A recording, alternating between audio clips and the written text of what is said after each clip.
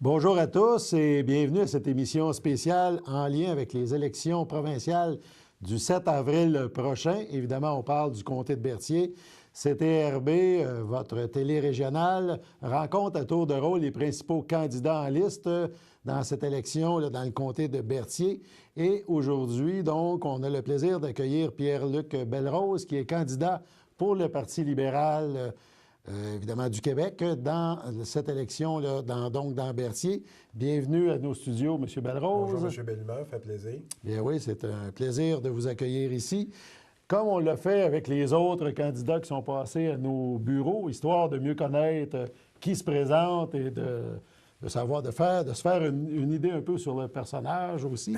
Donc, on y va avec un petit rappel du cheminement. Vous êtes né à quel endroit? Vous avez vécu à quel endroit? Etc. Partons loin. Hein. Bien, moi, je suis natif de Saint-Michel-des-Saints. Je suis issu de l'une des plus vieilles familles du comté de Berthier, la famille Belrose. Et puis, j'ai fait mes études à Saint-Michel-des-Saints. Par la suite, j'ai dû me rendre au cégep de Joliette, faire des études en sciences humaines. Par la suite, j'ai étudié en développement économique, en gestion d'entreprise à l'UQAM. Et j'ai aussi entamé des études en droit à l'Université Laval. Mais toute ma vie, je l'ai passée dans le comté de Berthier. J'ai été impliqué dans plusieurs organismes, j'ai travaillé ici. Donc, j'ai une connaissance des dossiers, des enjeux qui sont très importants pour moi. C'est pour cette raison-là, d'ailleurs, que je me présente comme candidat du Parti libéral du Québec pour changer les choses, pour passer de la parole aux actes. Et, entre autres, je suis impliqué au sein du parti depuis plusieurs années comme président de l'Association libérale de Berthier et comme président de la commission politique régionale du parti qui a à faire sa plateforme, qui a à s'occuper des enjeux et trouver des solutions aux problématiques qu'on vit actuellement, que ce soit dans le comté et dans les 6 autres comtés de la Naudière. Donc, j'ai un mandat assez chargé et je me suis aussi chargé du leadership de M. Couillard. J'ai été très impliqué à ce niveau-là et donc, il m'a fait confiance pour me porter candidat dans la circonscription de Berthier. Est-ce qu'on peut dire que la politique, je vais dire en général, mais vous êtes tombé dedans, vous étiez petit. J'étais très petit. Mon père a été maire justement de la municipalité de Saint-Michel-des-Saints pendant plus de 16 ans, a été conseiller, a été à la Chambre de commerce. Donc, c'est cette famille, comme on dit. J'ai même un de mes ancêtres qui était premier ministre, le seul premier ministre du comté de Berthier, M. Mousseau. Et j'ai d'autres membres de la famille qui ont fait de la politique active. Donc, ça s'est poursuivi dans mon cas. Je suis très fier d'être le représentant du parti. Je pense qu'on doit apporter du renouveau dans le comté, avoir du leadership pour mener à bien nos dossiers. Quelles sont vos qualités et vos forces en général, mais par rapport à la politique? Par rapport à la politique, que partout où je suis passé, on m'a fait remarquer que j'avais le leadership nécessaire. Et puis, que ce soit à l'école, que ce soit au parti ou peu importe, j'ai toujours mené à bien ce que j'avais entrepris. Et je pense que c'est une de mes forces véritablement. Je suis aussi un rassembleur. Lors de cette élection-ci, il y a plusieurs membres de la CAQ qui sont tournés vers moi. Il y a des membres aussi du Parti québécois. Donc, j'ai ce côté-là mobilisateur qui fait en sorte qu'on peut mener les dossiers à bien et en s'unissant, faire quelque chose de bien pour le comté. Parce qu'à l'heure actuelle, c'est ce qu'on manque de leadership et c'est ce que je propose à la population. C'est une candidature qui est vraiment axée sur le leadership, une candidature qui mobilise des gens de toutes les factions politiques afin justement d'apporter le renouveau nécessaire et de concrétiser des projets qui sont malheureusement à l'atteinte depuis plusieurs années. On sait, tantôt, vous venez de nous le dire, que vous provenez du nord du comté, Oui. mais évidemment, on a un grand comté, du fleuve à aller Saint-Michel-des-Saints et même plus loin, au nord. Je pense qu'on a un comté avec un potentiel extraordinaire et très varié. À vos yeux, comment vous le décrivez, ce comté-là, ou ce potentiel-là que nous avons? Bien, comme vous dites, on a un comté qui est hétéroclite. On a 25 municipalités, dont la communauté Atikamekw. Et comme vous voyez, à chaque jour, je fais parvenir des communiqués. On a un programme solide pour le comté, que ce soit en agriculture, au niveau du développement économique, du tourisme. Ce que d'ailleurs je proposais dans les derniers jours, c'est la fameuse route 3 pour la partie nord du comté, qui sera aussi bénéfique pour l'ensemble du comté, il ne faut pas se le cacher.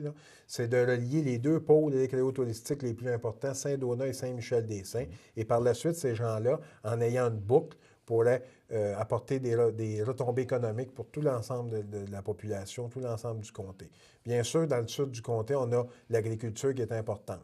Comme vous avez vu dans mon communiqué, on a un programme qui est national, mais moi, au niveau régional et du comté, j'ai aussi des propositions Comme on parle souvent de la transformation agroalimentaire, dans les 50 dernières années, on a perdu du terrain, même si le comté est reconnu pour sa production agricole. Donc, il y avait des propositions dans ce sens-là. Alors, on a vraiment un programme d'ensemble pour le parti et pour l'ensemble du comté et pour l'ensemble du Québec. Et je me suis aussi entouré de gens très compétents en la matière. J'ai des gens de l'UPA, j'ai des gens qui sont issus du milieu des touristique au niveau économique. Et moi, je suis diplômé en développement économique aussi. J'ai travaillé toute ma courte existence, parce que je n'ai que 29 ans, mais j'ai une expérience et j'ai une compétence à ce niveau-là qui va être bénéfique pour le comté, justement dans les projets qui sont déjà en cours. À Berthier aussi, aujourd'hui, on me parlait du monastère des moniales dominicaines. On veut garder sa vocation. Alors, il y a plusieurs projets, que ce soit au nord et au sud. Ce qui manque, c'est du leadership. Des projets, on n'en manque pas, vous le savez vous-même.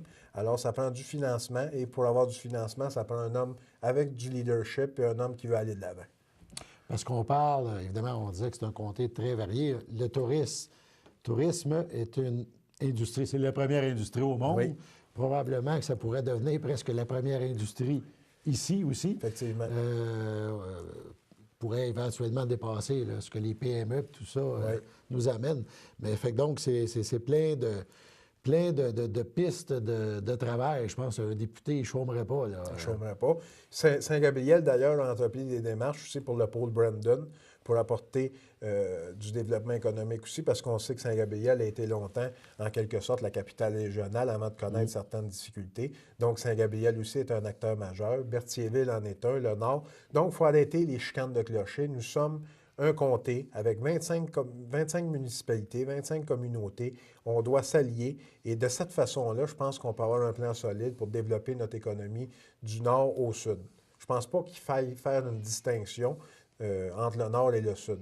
Tous ensemble, en s'unissant, on peut avoir un développement économique qui va profiter à tout le monde. Comme je vous disais tantôt, la Route 3, c'est un exemple qui est éloquent. C'est un engagement pour le nord, mais qui va rejaillir sur l'ensemble du comté. Puis dans le sud aussi, il y a un ensemble de priorités, dont le monastère qui peut s'avérer intéressant. Il y a le musée Gilles Villeneuve qu'on doit continuer à supporter aussi parce que c'est très important au niveau touristique et au niveau de la visibilité du comté. Donc, un député ne chôme pas au niveau du développement économique. C'est d'ailleurs une de mes priorités, étant diplômé dans cette matière et croyant que ça passe par là aussi le développement du comté. Actuellement, le comté vivote, on a un taux de chômage élevé, on a un taux d'activité qui est inférieur, beaucoup de décrochage scolaire, donc il y a beaucoup de travail à faire et je pense que je suis le plus compétent pour faire le travail à ce niveau-là. On reviendra tantôt sur les engagements ça, que vous prenez depuis le début de la campagne. Mais parlons de la campagne comme telle. Évidemment, c'est votre première campagne à titre de candidat. Vous avez travaillé avec d'autres candidats par le passé, dans d'autres élections. Est-ce qu'une campagne électorale aujourd'hui est si différente que ça d'il y a 4 ans, d'il y a 8 ans? Ou... Ça évolue beaucoup parce qu'avant, les locaux électoraux étaient vraiment populaires. Moi, dans mon cas, j'en ai pas, je fais du terrain. On a les médias sociaux qui sont de plus en plus populaires. On rejoint de plus en plus de personnes. D'ailleurs, la semaine dernière, mon site, ma page Facebook a été visitée par plus de 5000 personnes. Donc, ça vous donne une idée de l'évolution des campagnes électorales. Par la suite, il y a les médias traditionnels, les communiqués, nos engagements. Donc, ça a beaucoup changé. Et sur le terrain, c'était bénéfique de rencontrer les gens, de leur expliquer notre point de vue, de faire connaissance aussi, pas seulement de façon virtuelle. Donc, les campagnes ne sont plus du tout les mêmes et on a des budgets qui sont plus restreints maintenant aussi pour faire de la politique. Avant, on avait des... Il y avait plus de publicité dans les médias, dans les journaux. Donc, on doit changer notre façon de faire. Et moi, d'ailleurs, je mène une campagne très modeste, mais je pense que le résultat est quand même optimal. C'est de rencontrer les gens, leur démontrer notre accessibilité, notre proximité. Et de cette façon-là, eh bien, ça va bien. D'aller à ce moment-là. Revenons donc aux engagements. On a parlé tantôt d'agriculture. C'est tout récent, là, ça a été, on avait parlé. À ce moment-là, on disait, puis on a glissé un mot tantôt, évidemment, on a beaucoup de producteurs ici, on a des terres agricoles et tout ça, et de moins en moins de transformation ici. Fait que c'est d'essayer de renverser la vapeur, quoi. Il y a Flamingo, Bexel, à Berthierville, à Saint-Cuthbert. Fait que c'est quand même restreint. Il y a déjà eu beaucoup plus dans le passé. Pas j'imagine, j'en suis certain. Oui. Et mais changer ça... est-ce qu'on a, pas nécessairement les outils, mais dans le fond, on a la possibilité de le faire si les outils sont là ou si Oui. les gens vont dans ce sens-là, parce qu'on est, je pense, le meilleur, le moment, le point le plus important à ce niveau-là, c'est qu'on est près de Montréal. Effectivement, notre proximité des grands centres, comme je le mentionnais dans mon communiqué ce matin. Et puis, je prenais l'exemple souvent d'AgroPure avec son lait à l'érable, qui est un produit à valeur ajoutée. Donc, commercialiser ce type de produit-là, étant donné qu'on est à proximité des grands centres, eh bien, ça, c'est un avantage qu'on peut exploiter. Et comme vous le disiez, la transformation agroalimentaire, on doit se doter d'une stratégie parce qu'on a perdu beaucoup de terrain. On avait aussi Melkers, qui était dans la distillerie. La Melchers, oui, La c'est ça, Melchers, la c'est ça, distillerie, oui. dans la distillerie. Donc, on doit se doter d'une stratégie avec les intervenants du milieu, les forces vives du milieu, et on doit aller dans ce sens-là. Et notre proximité avec les grands centres pour la commercialisation est un atout indéniable. Parce qu'il y a quand même des succès, des fois c'est à plus petite échelle, mais qui peuvent donner l'exemple ou de travailler. Je pense à la fromagerie à Sainte-Élisabeth Oui, qui le remporte domaine des féodal. prix, qui grossit d'année en Oui. année. Parfois, c'est pas toujours de partir une usine géante. Non. Là. Non, parce que le domaine féodal dont vous parlez à Sainte-Élisabeth, ça devient pratiquement un success story. Ouais. C'est parti de rien. Moi-même, je suis un consommateur. Ils ont d'excellents produits. Elle a connu des pays un peu partout au niveau international. Donc, ça, c'est un exemple éloquent de ce qu'on peut faire à partir de pas grand-chose. On a des entrepreneurs de qualité qui veulent réussir. Il faut leur donner les outils nécessaires pour qu'ils puissent aller encore plus loin dans cette conquête du marché. Dans le fond, ma question suivante, c'est le rôle d'un député, mais vous parlez d'outils. C'est presque un garagiste, un député. Hein? Oui. Bien, un député, je parle souvent du leadership, et moi, ça fait partie de mon engagement central. Vous savez, en politique, c'est comme dans la vie en général, il faut s'imposer. Que vous soyez au caucus des députés, au Conseil des ministres ou dans un parti politique, si vous avez du leadership et que vous défendez votre comté de façon appropriée, eh bien, il va y avoir des dividendes, ça va porter fruit. Puis c'est ce que je veux apporter au comté. Parce que souvent, on a des programmes, on a des investissements qui sont possibles. Mais si le député n'a pas le leadership nécessaire, on ne va nulle part, ça ne mène à rien. Puis c'est ce qui se passe actuellement dans le comté de Berthier. Il y a plusieurs projets qui traînent depuis des années. Puis là, on met, c'est la faute à un, c'est la faute à l'autre. Mais à un moment donné, le député est imputable, puis il doit pousser les dossiers, puis il doit aller à Québec, puis il doit faire preuve de leadership. C'est ce que je propose d'ailleurs aux gens du comté. Puis ceux qui me connaissent, ils savent à quel point je suis persévérant et déterminé à aller jusqu'au bout. On va poursuivre dans quelques minutes. Parfait. On fait une petite pause et on vous revient. Ça, c'est ma jambe quand j'avais 3 ans, 4 ans.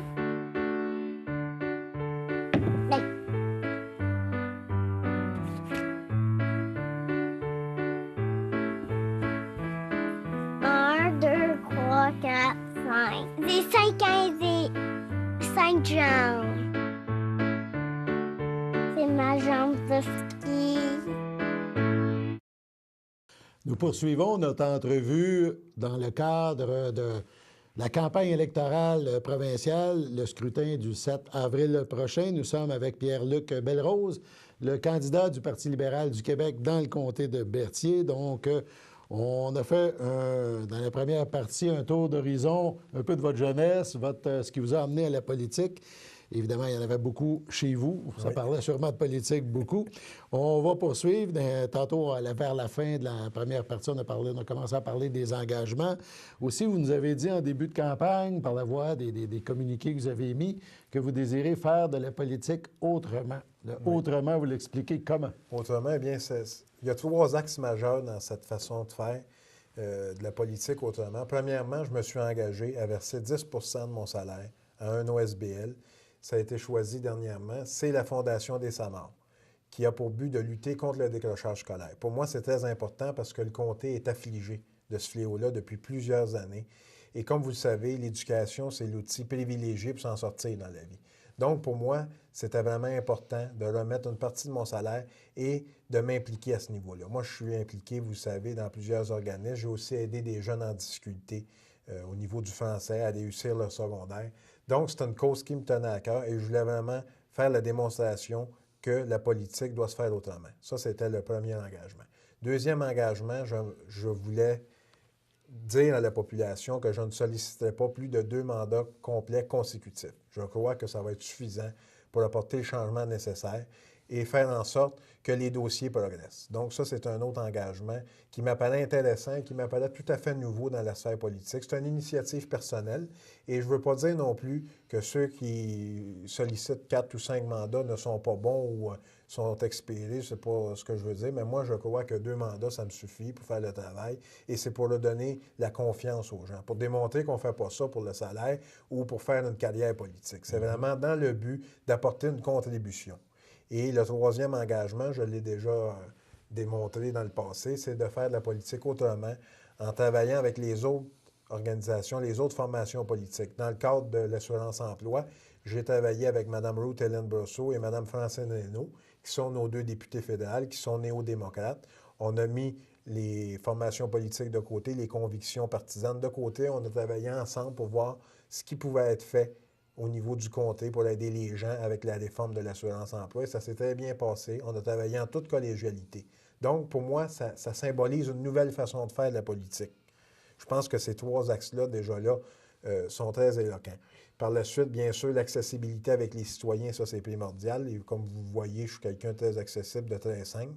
Et je pense que de cette façon-là, on va leur donner aux gens la confiance en nos institutions et ça va être beaucoup mieux perçu, la politique. Parce que les gens, souvent, ils disent, en politique, on brasse le tas, puis c'est tous pareils. Ils sont tous pareils, mais ce n'est pas le cas.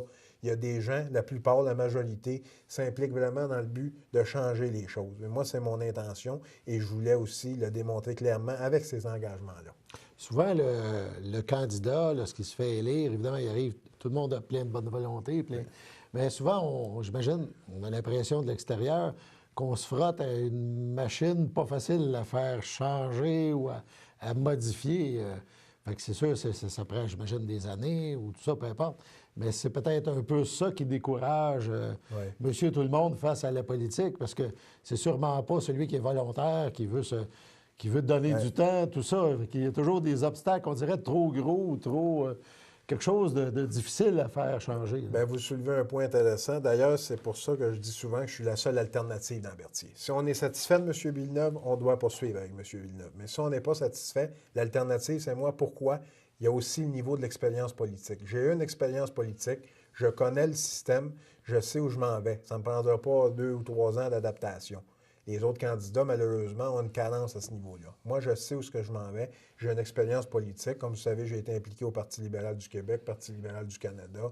Et puis, mon père a été maire pendant 16 ans. J'ai pu acquérir une certaine expérience là aussi. Donc, je pars bien outillé. Et dès le lendemain de mon élection, je peux déjà entamer le travail et je peux aller là, dans la direction où je désire. Tandis que quelqu'un qui arrive avec aucune expérience politique, vous avez tout à fait raison, c'est très difficile là, de s'adapter du jour au lendemain. Donc, ça prend quelqu'un qui a une certaine expérience, qui a les qualifications académiques.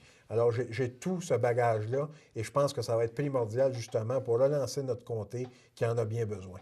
Au niveau des partis, proprement dit, le Parti libéral, si on prend évidemment le parti qui est au pouvoir, le Parti québécois, les grandes différences, ce que de votre côté vous vantez comme le meilleur et ce que vous aimez pas de l'autre côté, j'imagine, les grandes différences entre les deux orientations. Écoutez, la plus grande différence, c'est que le Parti québécois nous propose un référendum que personne ne veut.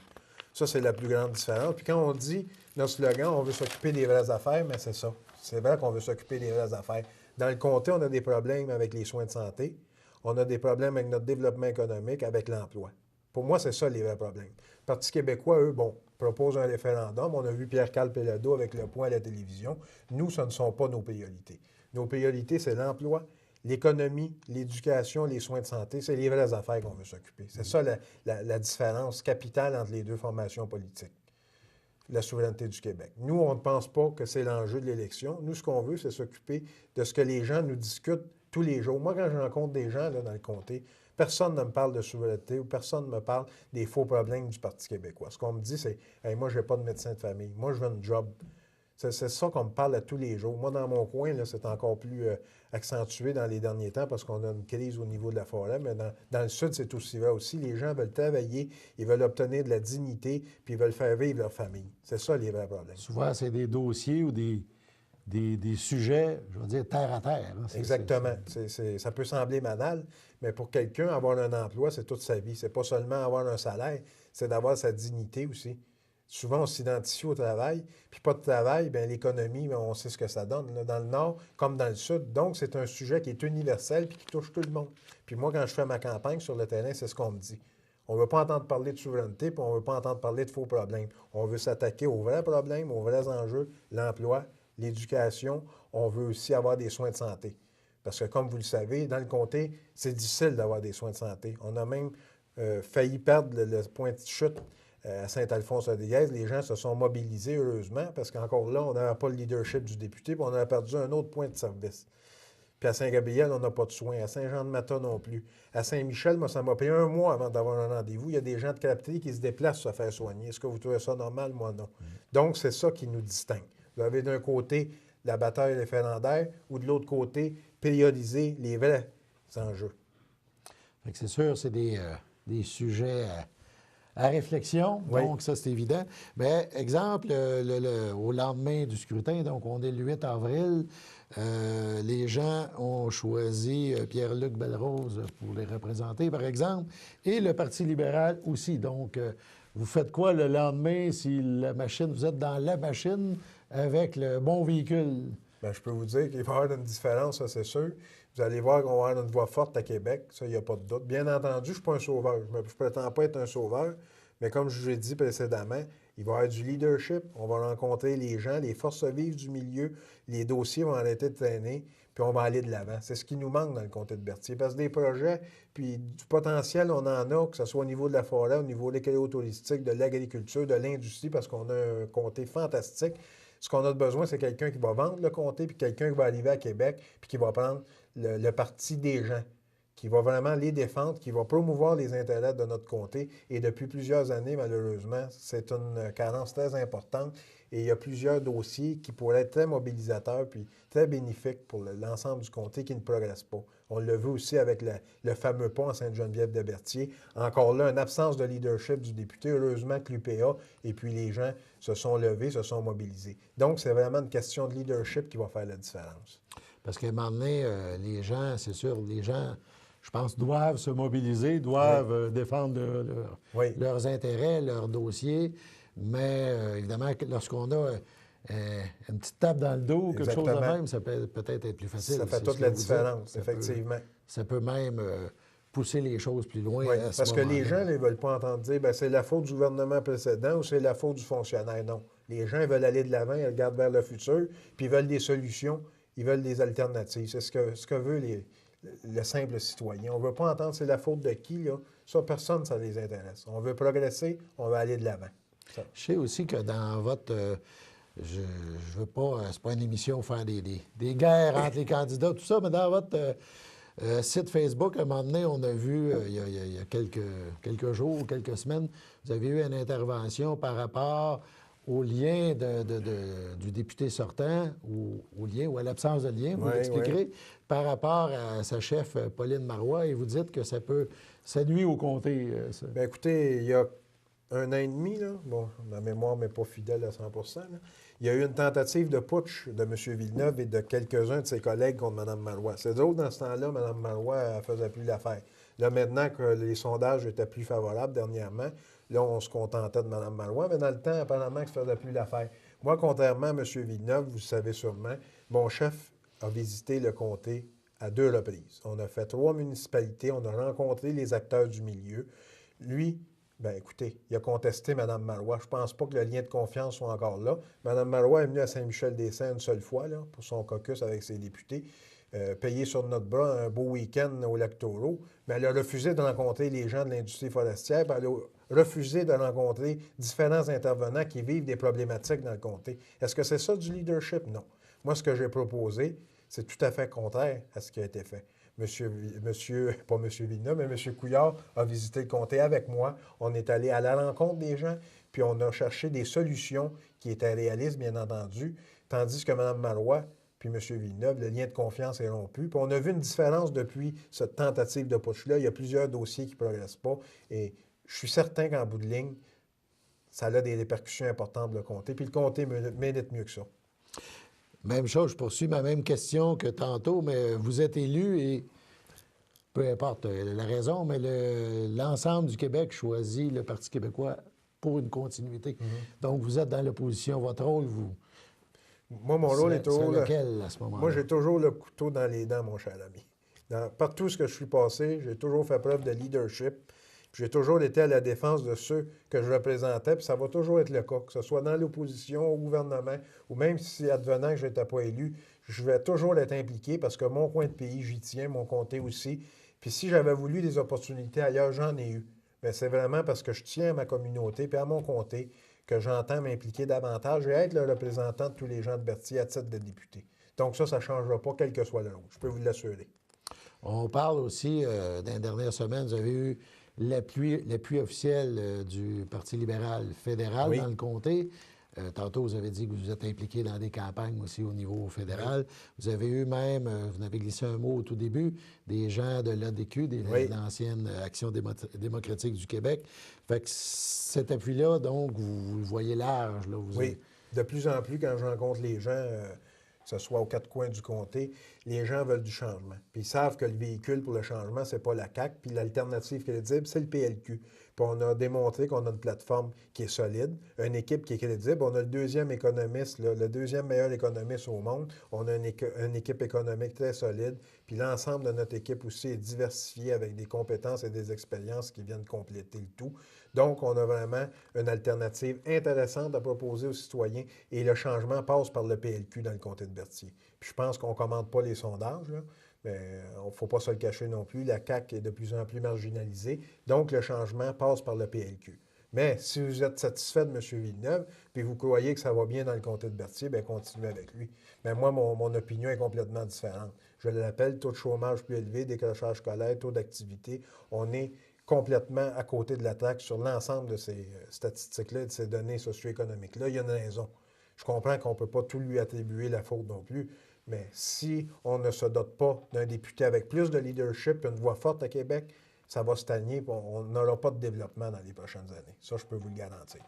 Comment va se passer de votre côté là, les derniers jours de la campagne? C'est de rencontrer le plus de gens possible ou de poursuivre, comme depuis le début, beaucoup de web, beaucoup de Facebook. Comment? C'est un ensemble, c'est un mélange de tout ça. On fait du web, on rencontre les gens sur le terrain, on discute avec eux, on échange. Il va y avoir le débat, comme vous le savez, aussi la semaine prochaine.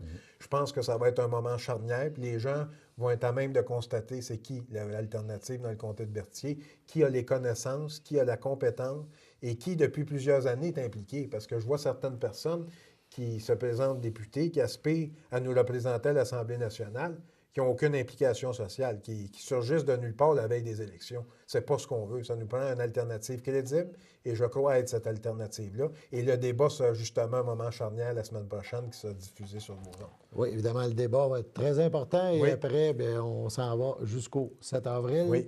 Donc, je pense qu'on a fait le tour, un bon tour d'horizon pour, mieux vous connaître vos idées et les engagements que vous avez. On vous remercie d'être passé à nos studios. Donc, on rappelle aux gens de ne pas manquer d'aller voter le 7 avril prochain. C'est votre devoir, c'est important, c'est la démocratie. Et sur ça, bien, on vous remercie d'avoir été à notre écoute et il nous restera donc une entrevue à faire avec la candidate de la coalition Avenir Québec, là, dans quelques jours. Ça sera sur nos ondes aussi. On aura fait le tour des 4 principaux candidats à l'élection dans Berthier. Voilà, merci et à la prochaine.